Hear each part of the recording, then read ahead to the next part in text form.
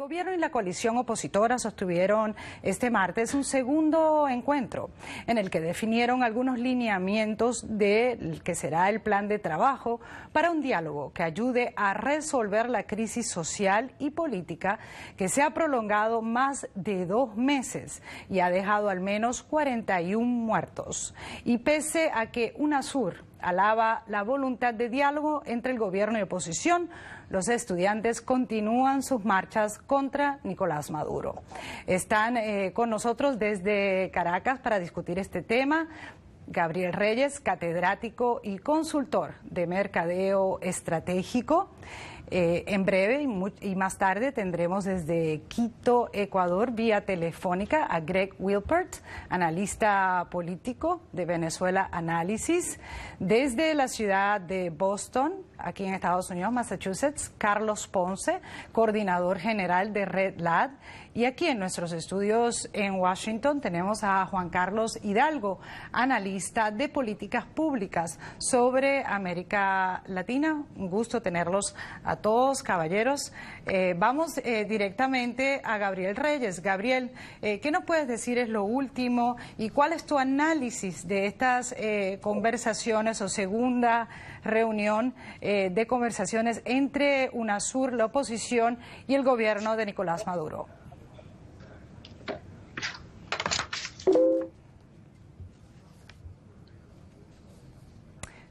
Hemos perdido contacto con Gabriel Reyes por el momento, pero vamos a ir entonces aquí a nuestros estudios. Juan Carlos, ¿cómo analizas tú lo que está pasando en Venezuela, esta segunda ronda de conversaciones? ¿Ves algún cambio, algún movimiento? No, yo creo que hay mucha expectativa por parte de ciertos actores de que luego de 2 meses de batallas campales en las calles de Venezuela, finalmente haya tal vez alguna luz al final del túnel con estas negociaciones. El hecho de que un sector de la oposición aceptara por lo menos sentarse con el gobierno y ver si existe una salida negociada a esta crisis, ciertamente ha despertado la esperanza dentro de algunos países y algunos observadores externos. Sin embargo, creo yo de que todavía no estamos viendo las señales por parte del gobierno venezolano que nos indiquen de que hay una buena voluntad, una buena fe de hacer concesiones a la oposición, a la sociedad civil, para que efectivamente Venezuela salga de esta crisis con un gobierno más inclusivo y con una sociedad más unida. Creo yo de que los requisitos fundamentales para que haya habido una negociación, que eran la liberación de todos los presos políticos, no se cumplieron. Más bien se está hablando de la liberación de presos políticos que datan de casi 10 años, pero no los más emblemáticos de ahora, como son los alcaldes de San Cristóbal, Leopoldo López, etcétera. La restitución de María Corina Machado como diputada, de su investidura como diputada. Y bueno, la amnistía que se le debe dar a los diferentes personas que han sido detenidas y que enfrentan procesos por estas protestas. Yo creo que eso era un requisito mínimo que el gobierno podía mandar para mostrar su buena voluntad al diálogo. El hecho que ni siquiera eso esté sobre la mesa por el momento, creo yo que indica que hay que permanecer pesimistas sobre la posibilidad de que esto vaya a tener un buen fin. Gabriel Reyes, creo que ya lo tenemos conectado con nosotros. Gabriel, si nos escuchas, ¿nos puedes decir cuál es tu análisis de estas conversaciones entre la oposición y el gobierno de Venezuela? ¿Consideras que es realmente un pragmatismo, que se están haciendo concesiones a medias? Bueno, Carlos Ponce, todavía seguimos con problemas con Venezuela. Carlos Ponce, la misma pregunta, si es que me pudiste escuchar. Sí, no, fíjate, yo creo que las cosas para que avancen bien tienen que empezar bien. Cuando tú tienes una trinidad que lo conforma Nicolás Maduro, Diosdado Cabello y Rafael Ramírez, que son los entes en poder, que son entes que no quieren soltar el poder, para que ellos cualquier oportunidad de avanzar dentro del poder la utilizan. El debilitamiento de la imagen internacional del régimen por la presión en la calle de unos estudiantes, de algo que no era planificado, le saca de los escenarios del juego que ellos tenían. Y ante eso, ellos necesitan lavarse la cara urgentemente. Yo no soy enemigo del diálogo, yo más que todo, yo doy clase de negociación, avalo la negociación, pero las negociaciones tienen que ser bien preparadas, bien desarrolladas, con agendas previas, en terreno neutral. Cuando tú haces una negociación y la haces en el terreno del gobierno, ya tú le estás diciendo al gobierno que ellos tienen la fuerza dentro de la negociación. Cuando el mediador de la negociación es directamente el presidente o el vicepresidente, directamente sufre las posibilidades de la negociación. Cuando tú no tienes agenda previa, cuando tú no tienes concesiones previas de un régimen que ha demostrado durante 15 años que no les importa los diálogos, no les importa la negociación y no ha cumplido ninguno de los acuerdos que ha estado, te metes en una boca de lobo, simplemente cediendo lo que era tu carta más importante, que era la necesidad del régimen de lavarse la cara. Yo no creo, tal vez me equivoco. Yo escribí un artículo hace unos días diciendo cada una de las cosas que yo veía que venía dentro de la negociación y cada una de esas cosas se han venido cumpliendo. Simplemente el presidente ya no está en la cabeza de la negociación, sino se la envía al vicepresidente. UNASUR se vende como el gran mediador. La oposición se mete dentro de esta comisión de la verdad que crea Diosdado Cabello a la fuerza y dice, bueno, ahora la comisión de la verdad va a funcionar porque vamos a meter gente independiente dentro de la comisión de la verdad. Eso no funciona así. Le rechazan la ley de amnistía y van a estudiar caso por caso. Eso no son concesiones reales. Vamos justamente, Carlos, a lo que dijo Ramón Guillermo Aveledo, el gobierno y la oposición de Venezuela, al sostener esta segunda reunión para el diálogo que se extendió por unas 4 horas. Es como dice Carlos, fue rechazada la ley de amnistía que presentó la delegación opositora, aunque se acordó nombrar a una junta médica que revise la salud del comisario Iván Simonovic. El portavoz de la oposición, Ramón Guillermo Aveledo, dijo lo siguiente, veamos. Lo importante es que el proceso no se detenga, que cada cosa la hagamos sabiendo que tenemos una gran responsabilidad y que los venezolanos esperan de nosotros resultados. Y bueno, Juan Carlos, ¿qué puedes decir a esas palabras de Ramón Guillermo Aveledo? Sí, creo que retomando las palabras del anterior invitado, que hay 2 puntos claros que el gobierno pretendía con esta negociación. Uno era, primero que todo, calmar un poco la mala percepción que el régimen finalmente estaba recibiendo del exterior. Con toda la crisis de Ucrania y de toda la atención mundial estuvo muy concentrada en lo que ocurría en las calles de Kiev y demás. Pero una vez que el régimen de Yanukovych cae, efectivamente el mundo empezó a prestarle más atención a la crisis en Venezuela. Se notó cierta frialdad por parte de algunos regímenes latinoamericanos. Incluso se comenta que la misma presidenta Dilma Rousseff estaba empezando a sentirse incómoda por la manera en que el gobierno venezolano estaba reprimiendo estas protestas. Y recordemos que sin el apoyo abierto o más bien encubierto de Brasil hacia Venezuela, el régimen venezolano podría empezar ya a enfrentar problemas regionales de diplomacia. Entonces, ciertamente el gobierno tenía que hacer algún movimiento para aplacar esta presión internacional que empezaba a acumularse. Y por otro lado, un movimiento muy hábil donde efectivamente el gobierno ha dividido la oposición. Hay un sector que no se ha sentado a negociar, los estudiantes, que son los que están liderando las protestas, no están claramente representados en esta negociación. Sectores de la Mesa de la Unidad Democrática tampoco están, no están María Corina Machado, que ha sido una de las principales líderes de estas protestas. Y bueno, sí ha habido gente como el señor Aveledo, que sí se ha sentado y todo, pero que no ha dado esta muestra de unidad de la oposición. Así que creo yo que el gobierno ha sido bastante hábil en lograr esta división y lamentablemente, como dijo el anterior invitado, creo yo que un sector de la oposición ha caído en la trampa. Se le ha presentado, entonces el gobierno ya ahora tiene una situación muy conveniente en donde puede presentar a la gente que está en las calles, al otro sector de la oposición que no quiso negociar, como el sector radical, como los fascistas, que es la palabra que utilizan, y que ellos son los intransigentes, mientras que el gobierno sí está dispuesto a sentarse a un diálogo, lo cual claramente sirve para la imagen exterior del régimen y para al interior dividir a una oposición que nunca de por sí ha sido muy unida, que tampoco. Bueno, Juan Carlos, vamos a intentar nuevamente a ver si conseguimos hablar con el politólogo Gabriel Reyes desde Caracas, Venezuela. Gabriel, estamos contigo, nos estás escuchando, ¿cuál es tu opinión?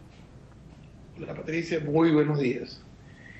Saludo a quienes comparten este foro y a la audiencia que en este momento tenemos desde la ciudad de Washington.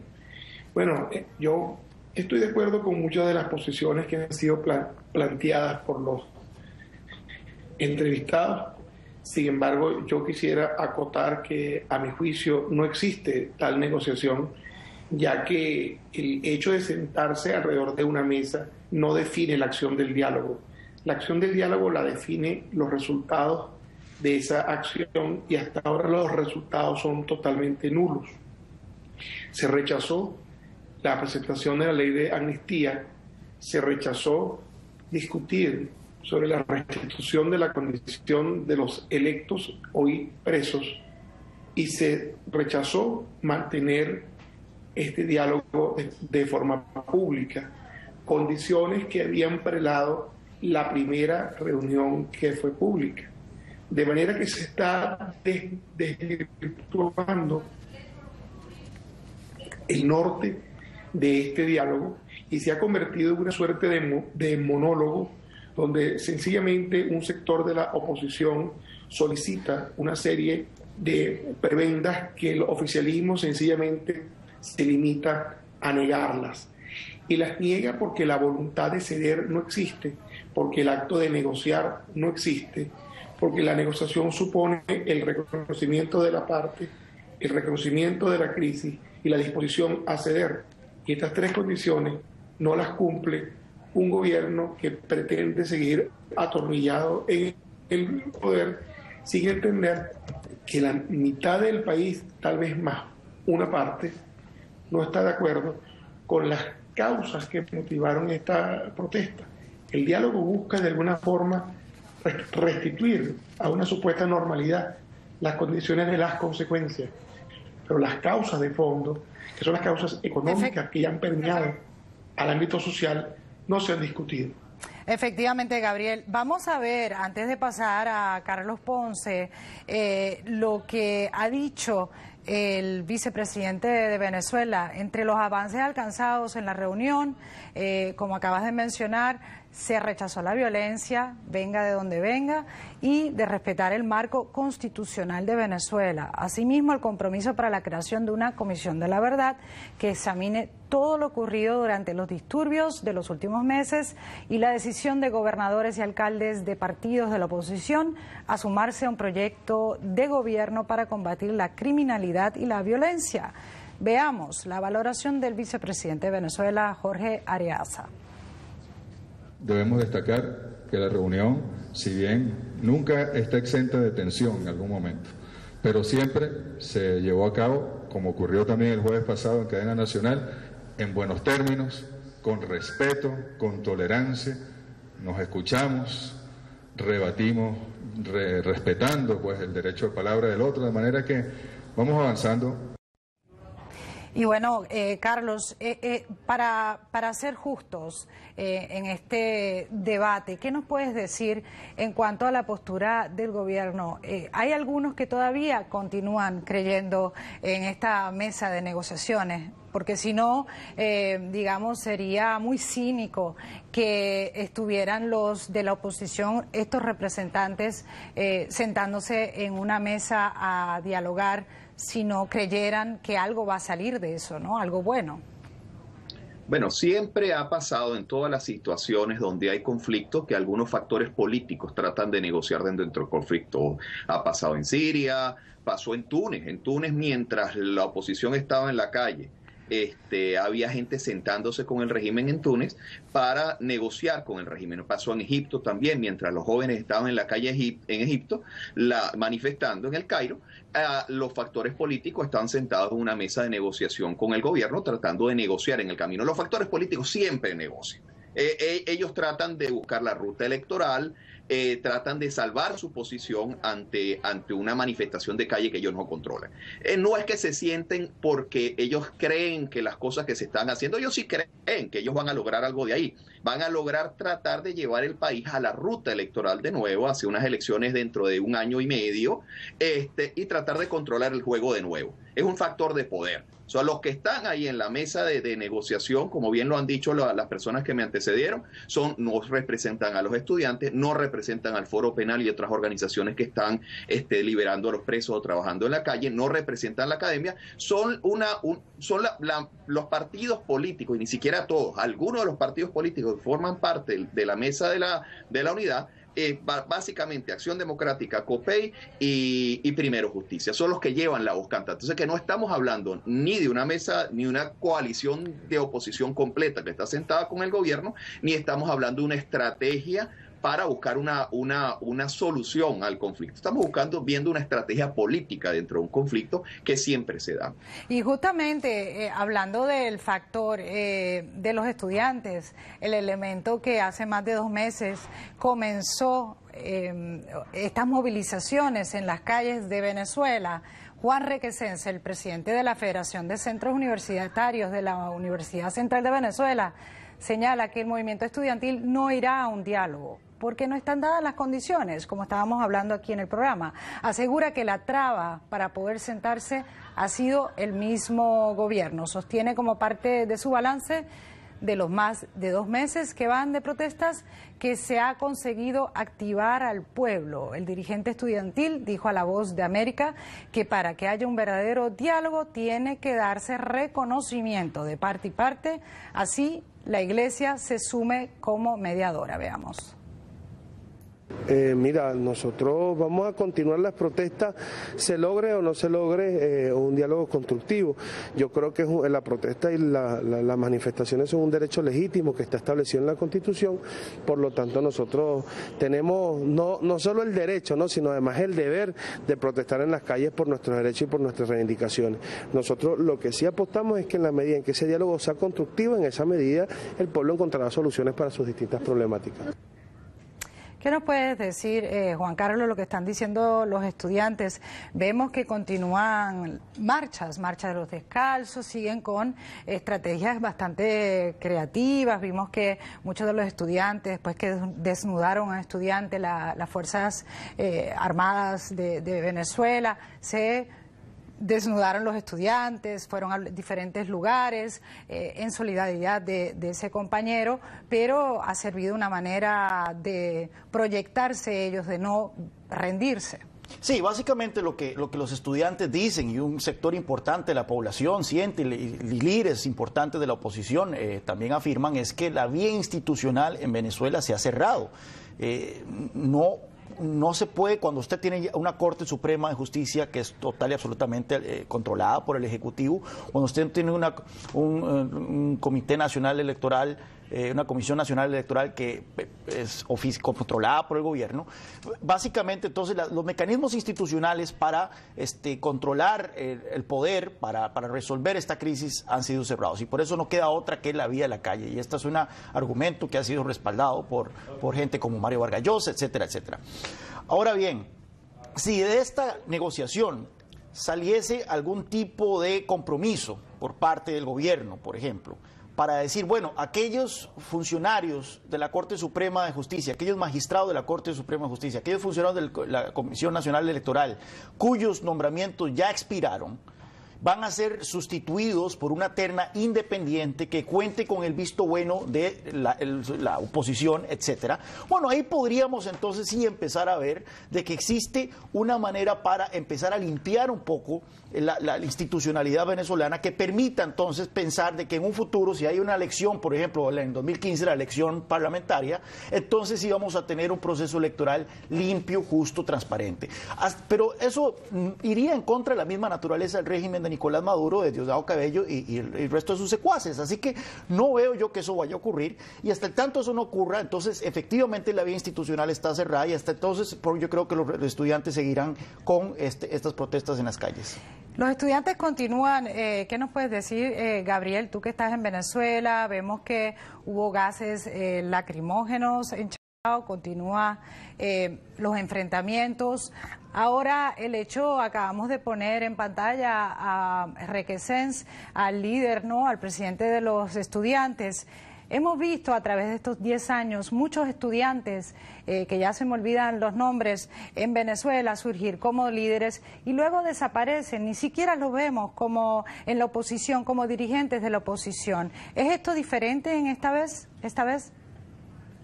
Bueno, yo creo que la generación del 2007, que fue la primera que de alguna forma se opuso de manera estructurada al régimen chavista, ha brindado algunos frutos en varios líderes que fueron adoptados por los partidos políticos a posteriori y hacen carrera desde distintas posiciones.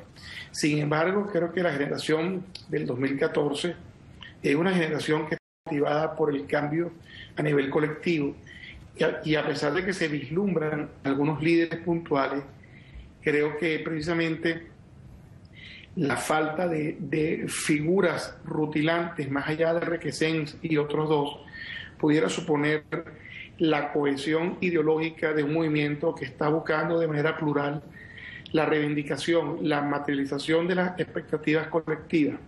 Cuando tú me preguntabas si los estudiantes van a seguir en la calle, yo creo que sí, porque no hay razón para no hacerlo, porque voy a repetir lo que dije, las causas que han motivado esto no han sido tocadas. Y aparte de esto, hoy, 41 muertos después, es muy difícil recoger el ímpetu, la inercia de quien está protestando por unas condiciones dignas para el venezolano y que se le suma a las causas la represión brutal. Ayer mismo en Caracas tuvieron que evacuar una iglesia católica en un municipio de Caracas porque las bombas lacrimógenas alcanzaron a los feligreses. Yo creo que esto es algo que ya raya en la brutalidad. La represión está tratando de disuadir a los estudiantes y no lo está consiguiendo. Yo creo que existe ideológicamente un norte, una motivación que muy difícilmente será apaciguada por una mesa que no tiene resultado. Muy bien, vamos ya para concluir este segmento, vamos a Carlos Ponce. A ver, Carlos, ¿estás de acuerdo con Gabriel en cuanto a que continuarían estas protestas de los estudiantes y que están basadas mayormente por la grave situación económica por la que atraviesa el país? Sí, mira, Daniel Ceballos sigue preso, Leopoldo López sigue preso, María Corina le quitaron la diputación sin consulta y sin proceso. La inflación cierra, la anualizada cierra en casi un 60%. El señor Giordani, que es el gran artífice de este fracaso económico del régimen, sigue como ministro. Siguen los ladrones de los grupos aliados al gobierno, como los polichicos, los boliburgueses, que están aliados también a personeros de la MUD. Hay toda una entramada económica que sigue sin tocarse, que es la que hace que el país, a diferencia de otros países que aplican un modelo autoritario, como Nicaragua y Ecuador, no avanza. O sea, la situación de comida es crítica, la situación de medicina es crítica. El país sigue sumado, el país más violento, el segundo país más violento del mundo. Entonces, la situación que tiene Venezuela sigue siendo de crisis con un gobierno ineficaz y realmente no hay estructuras institucionales para solventar la crisis. O sea, yo creo que esto va a ser a menor medida seguir escalando en el tiempo. Puede bajar la intensidad, pero en 2 o 3 meses subirá de nuevo la intensidad. Esto es un juego que hasta que no se dé un resultado real no va a haber posibilidad de solución. Bueno, y con esas palabras por el momento y en el día de hoy le damos conclusión a este segmento. Le queremos agradecer, por supuesto, a nuestros invitados, a Gabriel Reyes, a Carlos Ponce y a Juan Carlos Hidalgo, y será en otra ocasión que tendremos a Greg Wilpert, que no pudo en estos momentos estar con nosotros en el programa. Si usted desea conocer más detalles de este y otro de los temas que tratamos aquí, por favor, visite nuestra página de internet, voanoticias.com. Hacemos una breve pausa y regresamos con más.